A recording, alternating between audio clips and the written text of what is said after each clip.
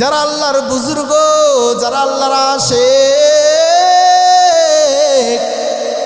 তারা ফজরের নামাজ আদায় করে যাই নামাজে বসে তাসবিহ পড়ে, জিকির করে, ইরশাকের নামাজ পড়ে। কিন্তু আপনি তো কোনটার ভিতরে নাই। এর জবাবটা আজকে দিয়ে যাবেন। ইমামে আবু হানিফা কয়, হে কন্যা তুমি শোনো, তুমি প্রথম জিজ্ঞাসা করলা একজনের খাবার তিনজনের খাবার কিভাবে সম্ভব, কেন খেয়েছি?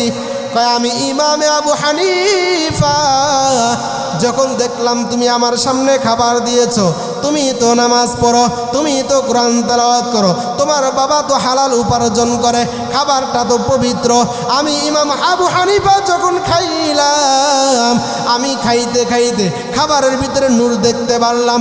আর এই খাবার একজনের না তিনজন সেটা আমি বুঝতে পারি নাই। আল্লাহু আকবার বলেন একবার।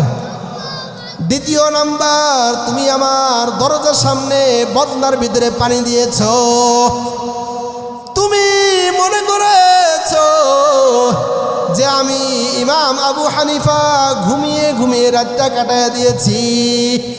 না না, আমি তোমার এই নূর, যে খাবারটার ভিতরে নূর দেখলাম, এই পবিত্র খাবার খাওয়ার পর আমি ইমামে আবু হানিফা রাত্রবেলা ঘুমায় নাই।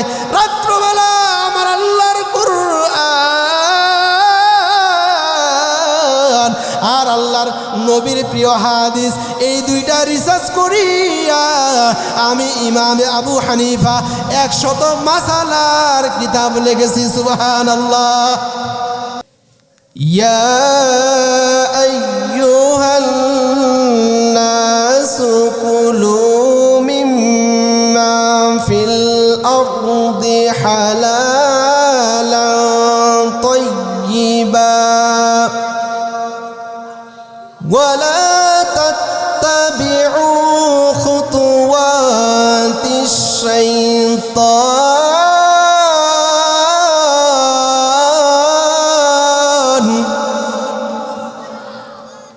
ইন্নাহু লাকুম আদুউম মুবিন।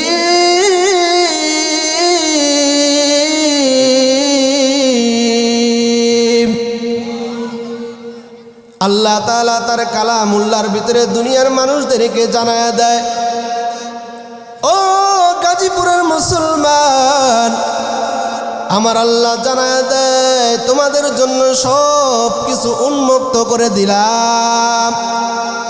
কেমন? দুনিয়ার ভিতরে তুমি মাছ খাইবা, গোশ খাইবা, যতই কিছু খাও না কেন, আমি আল্লাহর দুইটা আইন মেনে চলতে হবে। দুইটা আইন মেনে যদি নাও, তুমি মাছ, গোশত আরো বকরি বলেন, যত কিছুই বলেন না কেন খাইবেন, কোনো বাধা নাই। কথাকার? একটু আওয়াজ দেয়া বলেন কথাকার?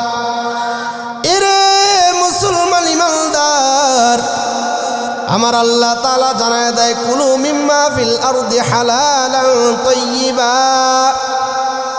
1 নাম্বার, তোমরা হালাল উপার্জন করবা। কি উপার্জন করতে হবে?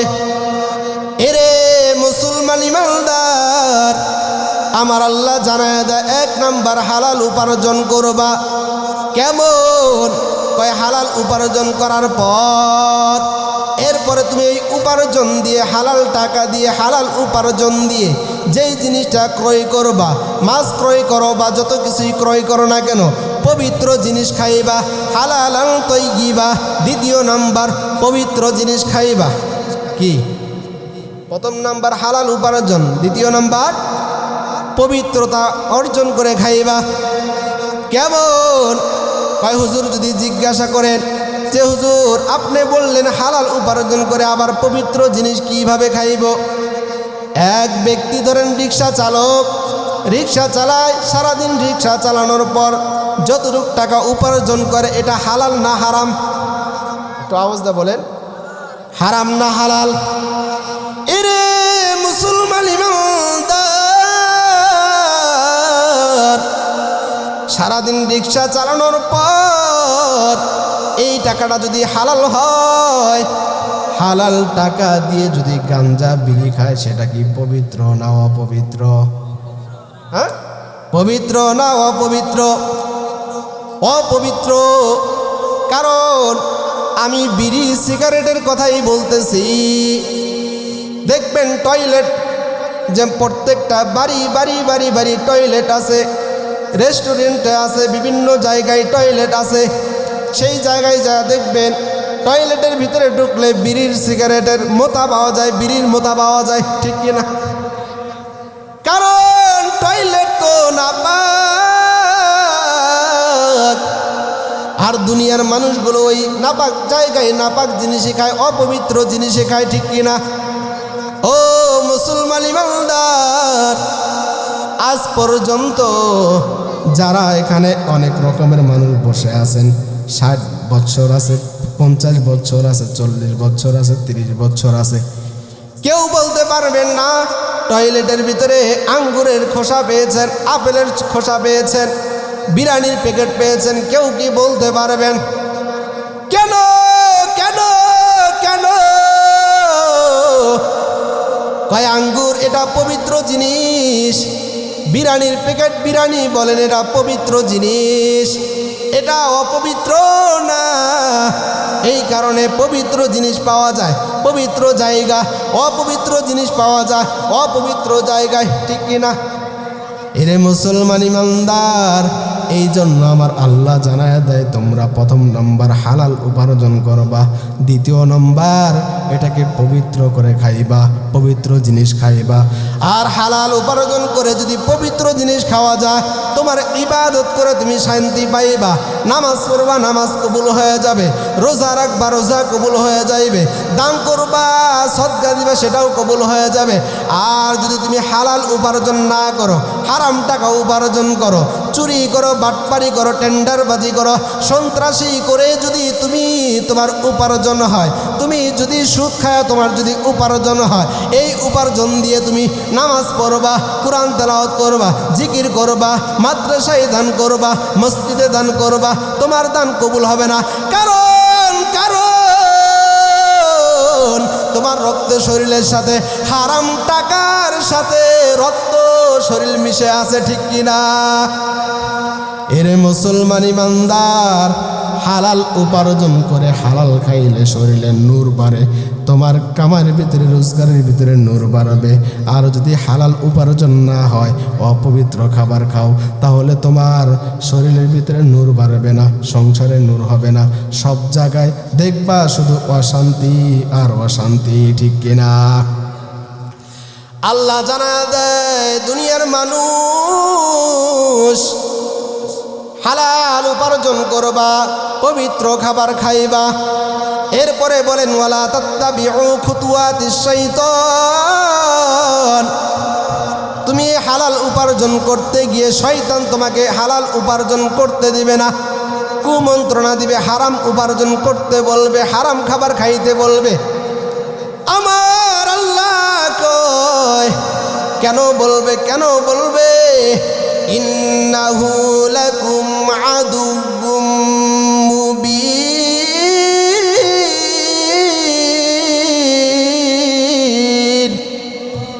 আমার আল্লাহ দুনিয়ার মানুষদেরকে জানায় দেয়, শয়তান তোমাদের প্রকাশ্য শত্রু। শয়তান আমাদের কি?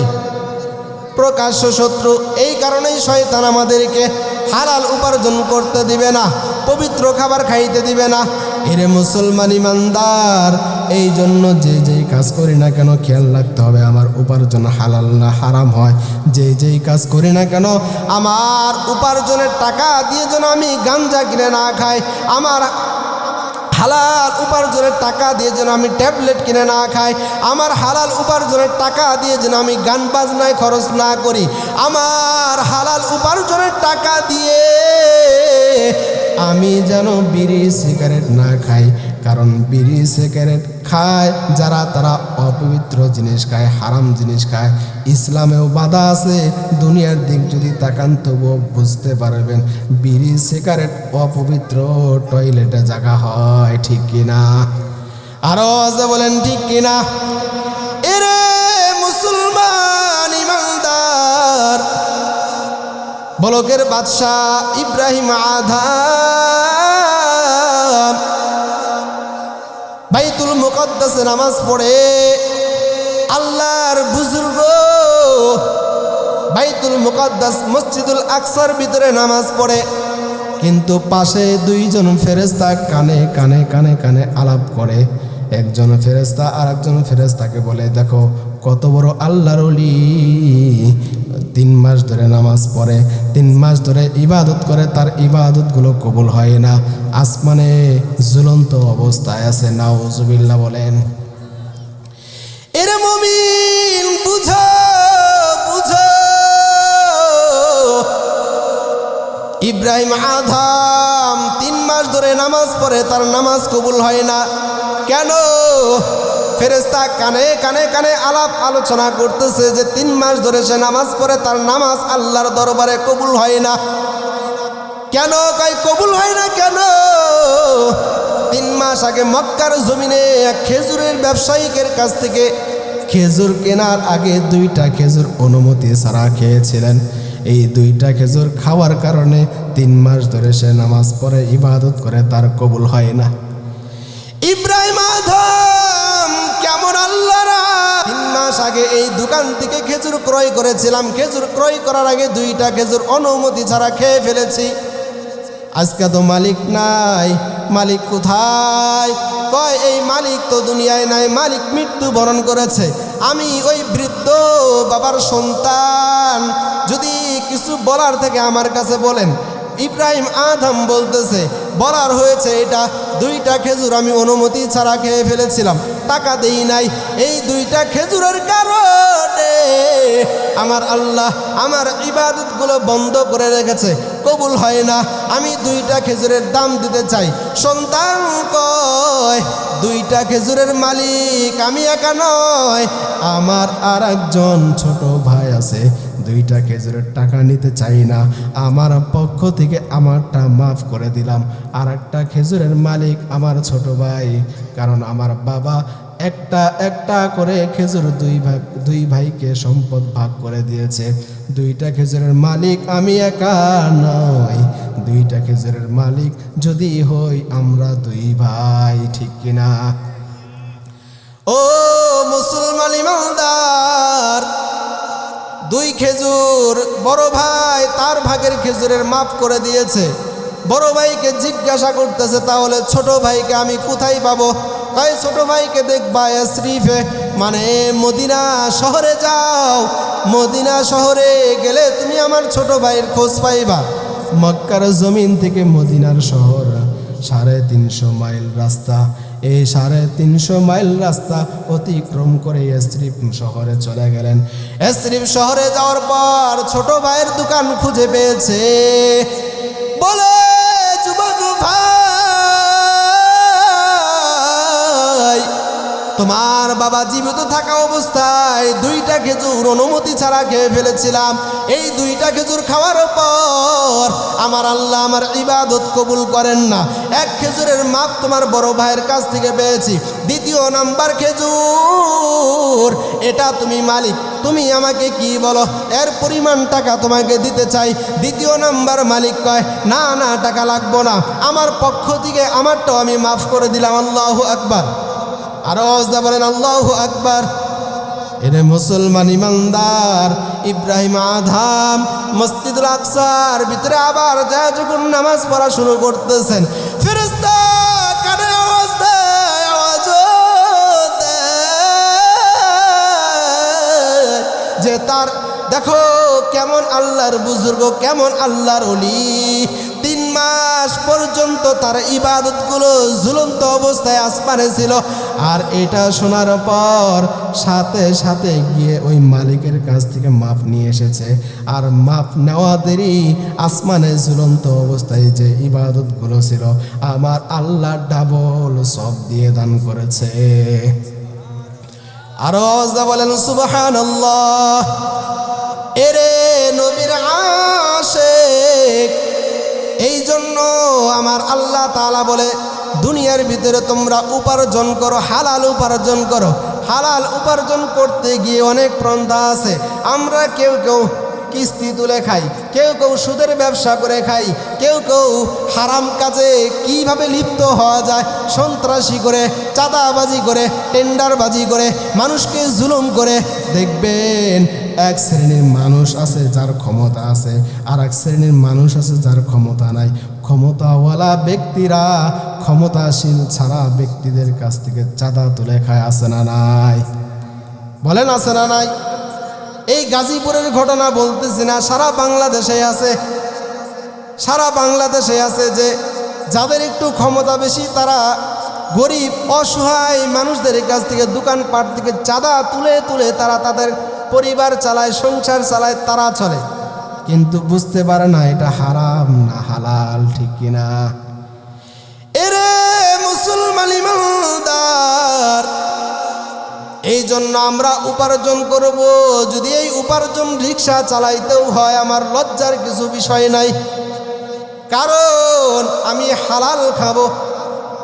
এই হালাল উপার্জন করতে গিয়ে যদি আমার কৃষকের কাজ করতে হয় করব, কোনো সমস্যা নাই।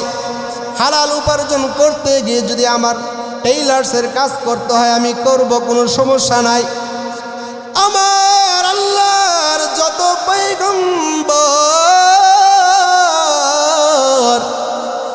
হযরতে আদম আলাইহিস সালাতু ওয়াস সালামকে আমার আল্লাহ তাআলা কৃষকের কাজ করাইছেন। কিসের কাজ করাইছেন?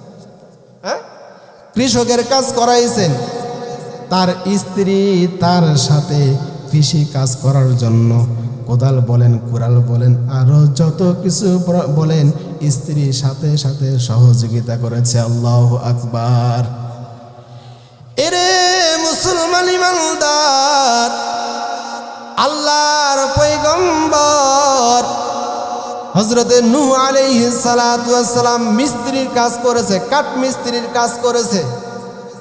আমার সোনার বাংলার যুবকদের যদি বলা হয় যে তুমি কাঠমিস্ত্রি হেল্পারের কাজ করো, কাজ শিখো, সে লজ্জা পায়, তার চুলের কাটিংয়ের সাথে এই কাজের সাথে যায় না, তার হাতের নখের সাথে এই কাজের সাথে যায় না। সে চুরি করবে, সন্ত্রাসী করবে, এটা তার সাথে যায়, কিন্তু হালাল উপার্জন করতে গিয়ে টেইলার্সের কাজ তার সাথে মানায় না। বলেন ঠিক কিনা? হযরতে ইদ্রিস আলাইহিস সালাতু ওয়াস সালামকে আল্লাহ তাআলা টেইলার্সের কাজ করাইছেন। হযরতে মূসা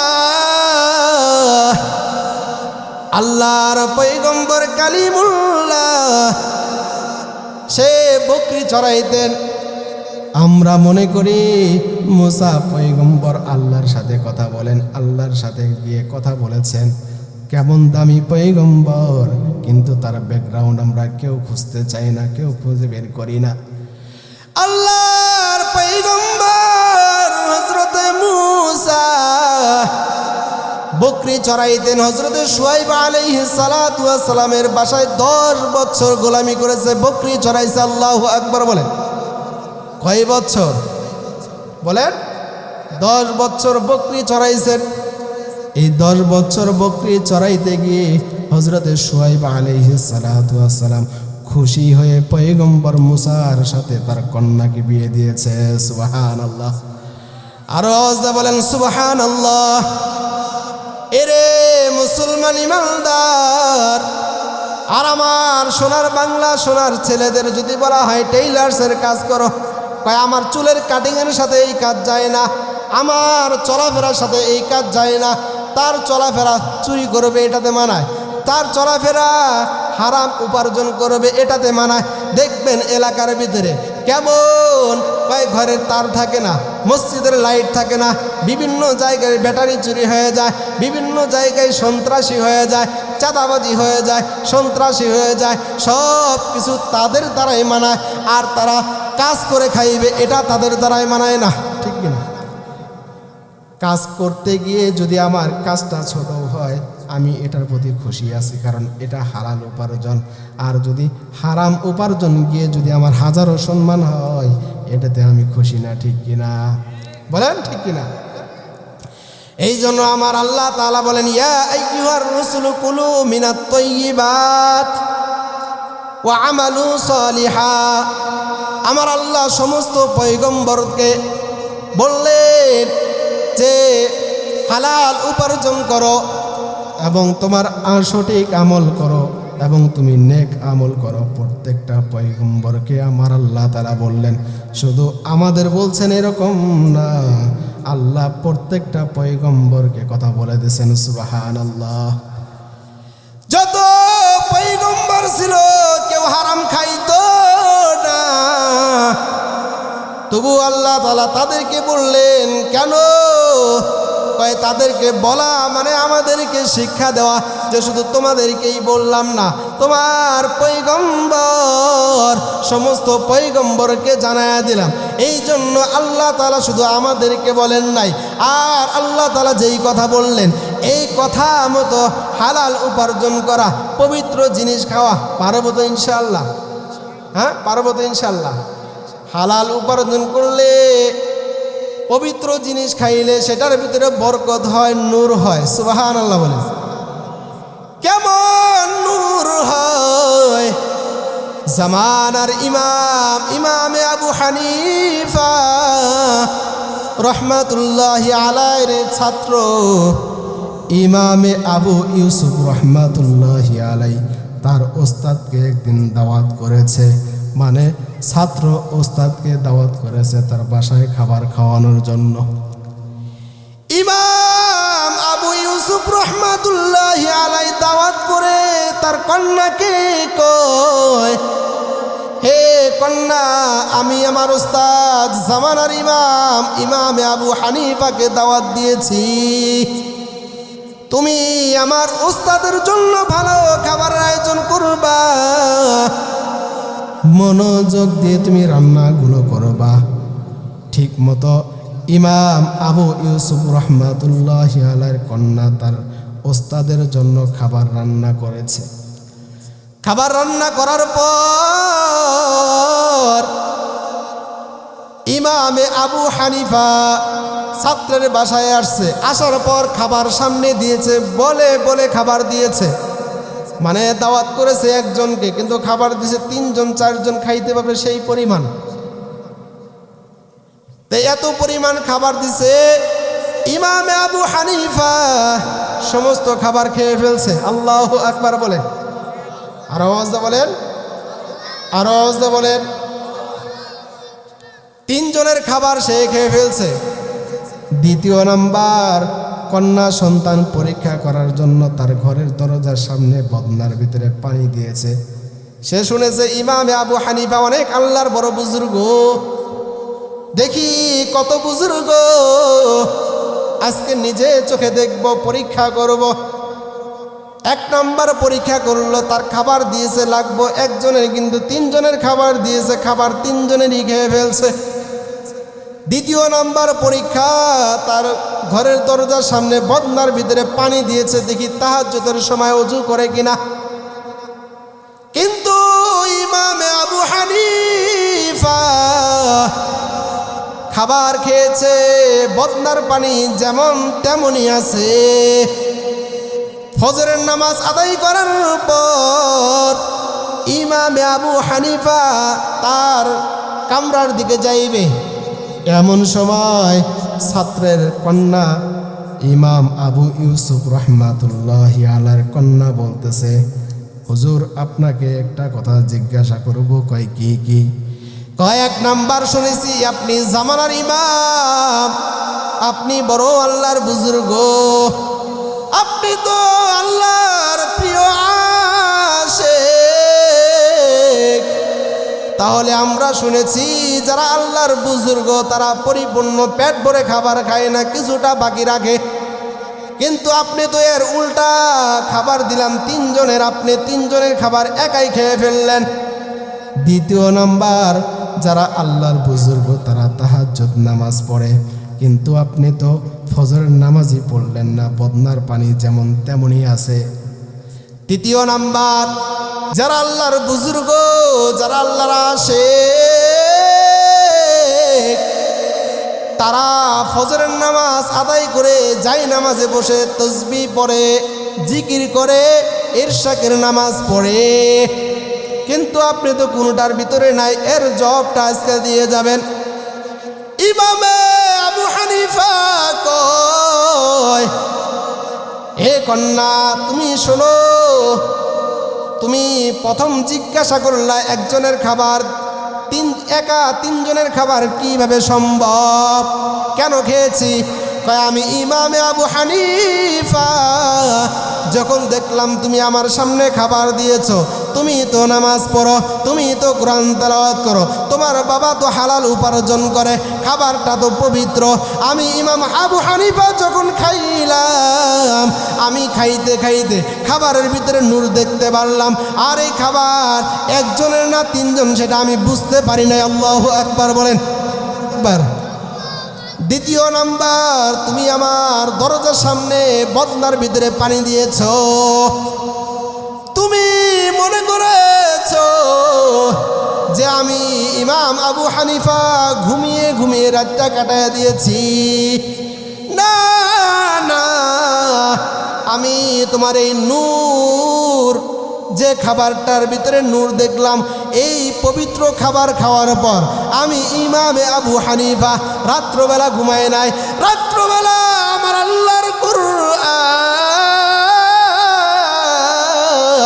আর আল্লাহর নবীর প্রিয় হাদিস, এই দুইটা রিসার্চ করিয়া আমি ইমামে আবু হানিফা 100 মাসালার কিতাব লিখেছি। সুবহানাল্লাহ। এরে নবীর আশিক। তৃতীয় নাম্বার, ইমামে আবু হানিফা বলতেছে, তুমি বললা ফজরের নামাজের পর আল্লাহর বুজুর্গ যারা, আল্লাহর প্রিয় আশিক যারা, তারা মসজিদের যায় নামাজে বসে জিকির করে, তাসবিহ পড়ে, আমল করে, ইরশাদ নামাজ পড়ে, কিন্তু আপনাকে এটা দেখলাম না। ইমামে আবু হানিফা কয়, তৃতীয় নাম্বার আমি যেটা করেছি, তুমি ভাবছো যে আমি জিকির করলাম না, তাসবিহ পড়লাম না, ইরশাদের নামাজ পড়লাম না, কিন্তু আমার মসজিদে মক্তবে ছোট ছোট বাচ্চাগুলো কোরআন শিক্ষা করতে এসেছে, আর জিকির করা, তাসবিহ পড়া, ইরশাদ নামাজ পড়া এটা নফল, আর কোরআনকে আলিফ পড়ানো, বা পড়ানো, তা পড়ানো, এইভাবে কোরআন শিক্ষা দেওয়া, ইলম শিক্ষা দেওয়া এটা ফরজ। সুবহানাল্লাহ বলেন, আরো বলেন সুবহানাল্লাহ। ফরজের দাম বেশি না নফলের দাম বেশি? আওয়াজটা বলেন, ফরজের দাম বেশি না নফলের দাম বেশি? ইমাম আবু হানিফা কয়, তুমি দেখতে পেরেছো যে আমি ইমাম আবু হানিফা তাসবিহ পড়লাম না, জিকির করলাম না, ইরশাদ পড়লাম না, কিন্তু আমার ছোট ছোট বাচ্চাগুলো কোরআন শিখতে এসেছে, আমার নফলের থেকে ফরজটা দাম বেশি, তাদের শিক্ষা দেওয়ার জন্য আমি প্রস্তুত ছিলাম। সুবহানাল্লাহ। এরে মুসলমান ইমানদার, আজকে জামিয়াতুল আবরার গাজীপুর এই মাদ্রাসার ভিতরেও ওই ফরজের ইলম শিক্ষা দেওয়া হয়। কেমন কেমন কয়, এই কোরআনের শিক্ষা যে জায়গায় থাকবে সেই জায়গাকে পবিত্র করে দিবে আল্লাহ। সুবহানাল্লাহ। এরে মুসলমান ইমানদার, এই তো সামনে কোরআনের মাস আসতেছে, রমজান মাস। কিসের মাস? আর আওয়াজ বলেন, কিসের মাস? এই মাসের সাথে কোরআন সম্পৃক্ত থাকার কারণে মাসকে আল্লাহ দামি বানাইছে। এই মাসের সাথে সম্পৃক্ত থাকার কারণে, কোরআনের সম্পর্ক থাকার কারণে মাসের মর্যাদা আল্লাহ বাড়াইছে। এই কোরআন মাদ্রাসার সাথে সম্পর্ক থাকার কারণে মাদ্রাসা ঘরের দাম আল্লাহ বাড়াইছে। এই কোরআন আমার সাথে সম্পর্ক থাকার কারণে আমার সম্মান আল্লাহ বাড়াইছে। এই কোরআন যার সাথেই সম্পর্ক আছে তার সম্মানই আল্লাহ বাড়াইছে। আর এই কোরআনের সম্মান যদি আল্লাহ বাড়াইয়া দেয়, তাহলে আমরা এই কোরআন বলেন, মাদ্রাসা বলেন, মসজিদ বলেন, হাফেজে কোরআন বলেন, আলেমে দিন বলেন, মাদ্রাসার ছোট ছোট কচি কাঁচা কোরআনের পাখি বলেন, তাদের সাথে আমরা আছি না নাই? আওয়াজটা বলেন না কেন? আছেন তো ইনশাল্লাহ? আছেন তো ইনশাল্লাহ? এই মাদ্রাসার সুখে দুঃখে সবসময় পাশে থাকবেন তো ইনশাল্লাহ? আল্লাহ তাআলা আমাদেরকে কবুল করে নেন, সকলে বলে আমিন। কারণ মরতে তো হবে, মরতে হবে না? মরলে যেন এই কোরআন সাক্ষী দেন, মরলে যেন এই আলেমরা সাক্ষী দেয়, মরলে যেন এই মাদ্রাসা ছোট ছোট তলবে এলেমগুলো সাক্ষী দেয় যে আমাদের জন্য তারা শ্রম দিয়েছে, আমাদের জন্য তারা মেহনত করেছে, ঠিক কিনা? ও তুই এই দুনিয়ার মায়ায় পড়ে করছো কত বাহানা, এই যে নয় তোর আসল বাড়ি, কবর যে তোর আসল ঠিকানা, এই যে নয় তোর আসল বাড়ি, কবর নয় তোর আসল ঠিকানা। ও তুই দুনিয়ার মায়ায় পড়ে করছো কত বাহানা, এই যে নয় তোর আসল বাড়ি, কবর যে তোর আসল ঠিকানা। পূর্বপুরুষ যারা ছিল একে একে সব হারালো, পূর্বপুরুষ যারা ছিল একে একে সব হারালো, তুমি আমি কেউ রব না, তুমি আমি কেউ রব না, দিতে হবে রওনা, এই যে নয় তোর আসল বাড়ি, কবর যে তোর আসল ঠিকানা, এই যে নয় তোর আসল বাড়ি, কবর যে তোর আসল ঠিকানা। ও তুই দুনিয়ার মায়ায় পড়ে করছো কত বাহানা,